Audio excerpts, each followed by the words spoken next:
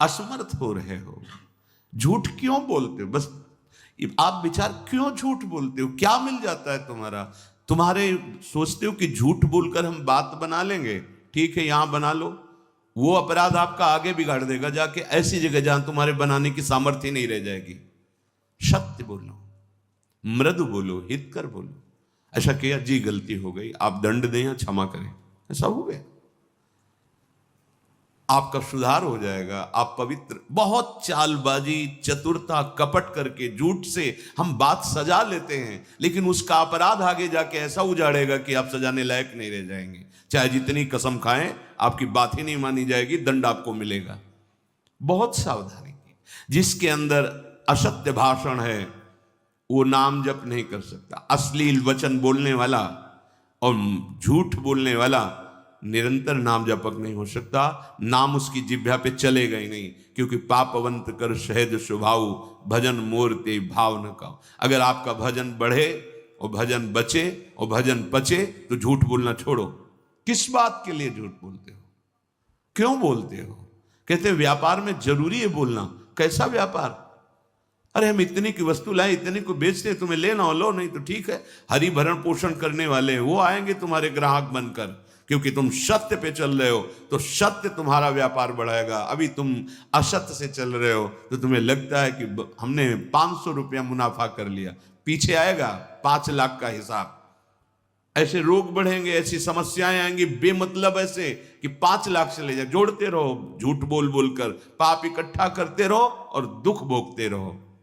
Last समझो इस माया बंधन का। तो असत्य झूठ बोलना, उपासक तो सावधान ही रहे। क्यों झूठ बोलते हो? क्या कमा लोगे? क्या कमाने आए हो? नाम तो, झूठ बोलने वाली वाणी में नाम नहीं चलता। तुम झूठ बोलना देखना, तुम्हारा नाम चल रहा है क्या निरंतर? और अगर नाम चलने लगा तो डर लगेगा झूठ बोलने में, पाप करने में भयभीत हो जाओगे, कहीं ये नाम छूट गया तो। अब वो आगे बढ़ जाएगा।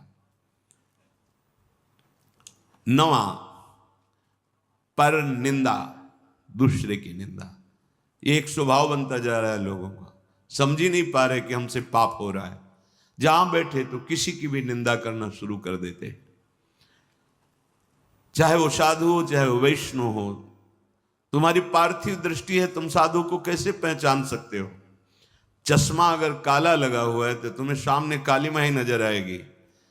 त्रिगुण माया का चश्मा लगाए हो तो तुम्हें त्रिगुणात्मिका माया ही दिखाई देगी, तुम्हें उसकी स्थिति नहीं, क्योंकि स्थिति प्रज्ञ को स्थिति प्रज्ञ ही जान सकता है। त्रिगुणातीत अवस्था को त्रिगुणातीत अवस्था का पहुंचा हुआ ही जान सकता है। तुम बाहरी दृश्य देखते हो और उसी को तुम निंदा करके गान करने लगते हो तो तुम्हारे सारे सुकृत नष्ट हो जाते हैं। पर निंदा के ते आवत नहीं कछु हाथ, मूर्ख पर्वत पाप को ले चल अपने साथ। वो मूर्ख दूसरे की निंदा करके उसके सारे पाप अपनी खोपड़ी पे ले लेता है, बोझा बना नरक को जाता है। और भक्तन निंदा अति बुरी भूल करे जिनको, किए सुकृत बहुत जन्म के छिन में डारे खोए। बहुत जन्मों के पुण्यों का एक क्षण में नाश हो जाता है भक्त निंदा करने वाले को। वाणी संभाल करके किसी की निंदा न निकलने पावे। जहां किसी की प्रशंसा हो रही होती है, कोई वर्णन करने लगे तो हमारे अंदर की मलिनता, हाँ ऐसा तो है पर वो ऐसा ऐसा, लेकिन ऐसा, निंदा शुरू कर देते हैं। वो बहुत घातक है, बहुत हानिकारक है। जिसकी निंदा कर रहे हो उसके जितने पाप हैं वो तुम्हारे ऊपर आ रहे हैं, तुम्हारे सुकृत नष्ट हो रहे हैं। इसीलिए तो संत जनों ने कहा, स्वस्थ होकर दीर्घ काल तक हमारी निंदा करो, भगवान तुम्हारा मंगल करें। ये साधो निंदक मित्र हमारा। क्यों? जो हमें शारीरिक दंड भोगना था वो निंदा करके ले लिया।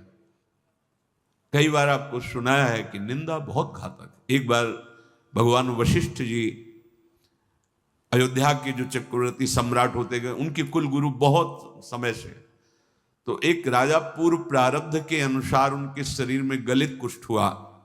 चक्रवर्ती सम्राट बलयुक्त सब थे पर पूरे शरीर में कुष्ठ ऐसा, और वो पूरा ढक करके जाते सभा में बैठ। तो कहा, गुरुदेव वशिष्ठ जी से कोई उपाय नहीं है?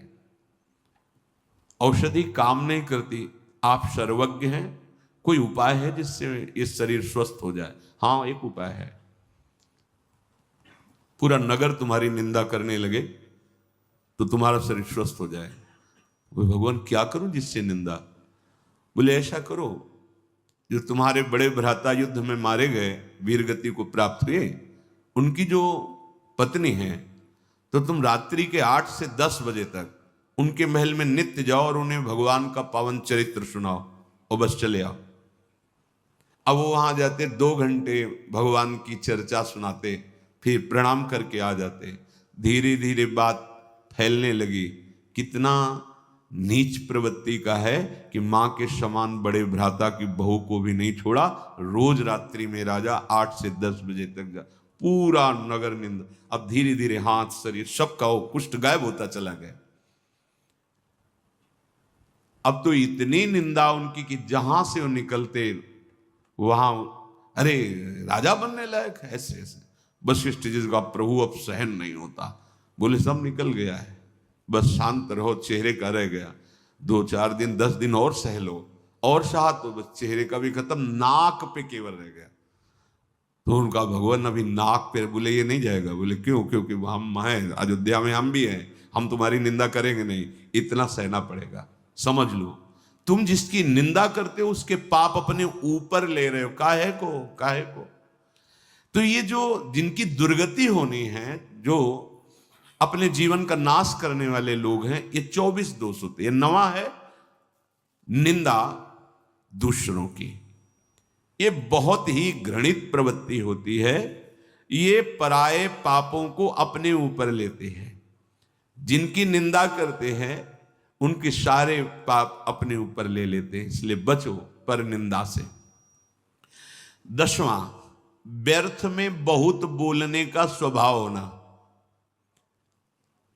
कुछ ऐसे होते हैं स्वभाव के, अगर शुरू हो गए तो हाथ जोड़ के भी कहो कि शांत रहो तो बंद नहीं होंगे, पूरी गैस निकल जाए। और बेमतलब की बात है, ऐसे है, बेमतलब की बात है, मतलब कोई उनका अस्तित्व तो नहीं है। पीछे बीती बातें, व्यर्थ की कल्पनात्मक बातें, आगे की कल्पनात्मक बातें, जिनका कोई अस्तित्व तो नहीं। बचो ऐसे लोगों के संग से। आप अपनी वाणी को तो संभालें ही, ऐसे कुसंग का भी त्याग करें। बहुत बोलने से शक्ति क्षीण होती है, वाणी अपवित्र होती है, समय नष्ट होता है, बुद्धि भ्रष्ट होती है। बोले चले जा। वाणी एक अमूल है, जो कोई बोले जान, ये तराजू तौल के तब मुख बाहर आन। ताते मौन रहनो उचित है, जब बोले तो भगवत चर्चा या उसकी समस्या का समाधान, सत्य को जानने, नहीं तो बस राधा राधा राधा, कम बोलो, जरूरत क्या है, उचित उत्तर दे दो, नहीं तो नहीं। हमने देखा है महापुरुषों को। प्रणाम, राधे श्याम, श्री हरिवंश,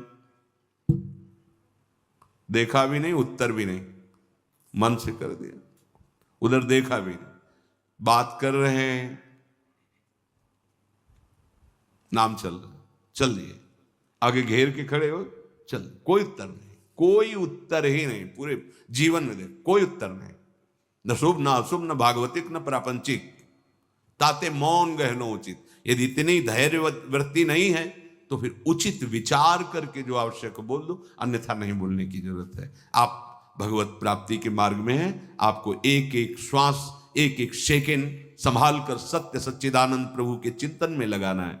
पर ये जो दुर्गति को प्राप्त लक्षणों वाले हैं, ये बस व्यर्थ की बातें बोलते रहते हैं। बहुत बोलने से तुम्हारी शक्ति क्षीण होती है। तभी जो बहुत बातें बनाने वाला होता है, वाणी का प्रभाव नहीं पड़ता। नहीं, एक बार जो हृदय से अनुभव करके बोलो, पूरे विश्व में छा जाएगा। और भला तो आपकी वाणी जाके उसको प्रपंच से निकाल लेगी।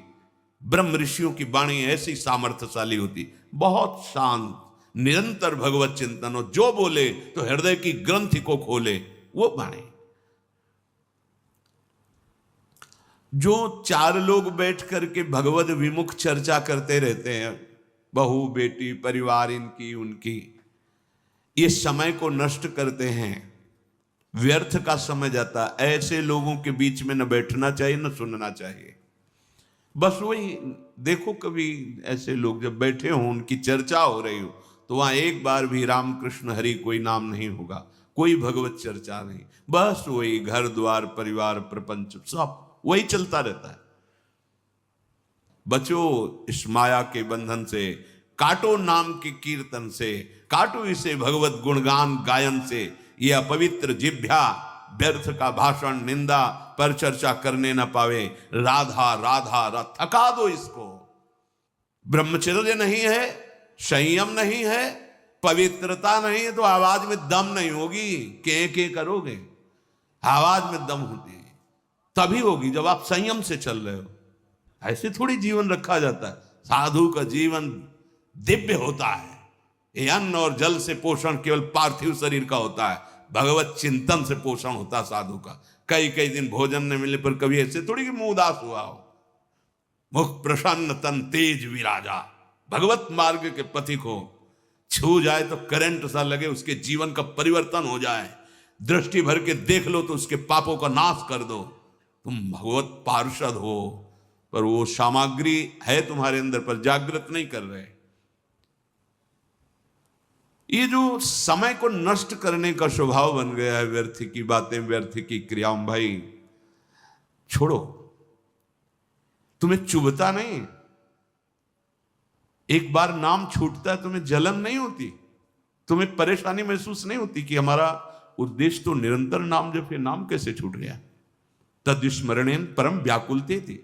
चलो ना परम व्याकुलते तो केवल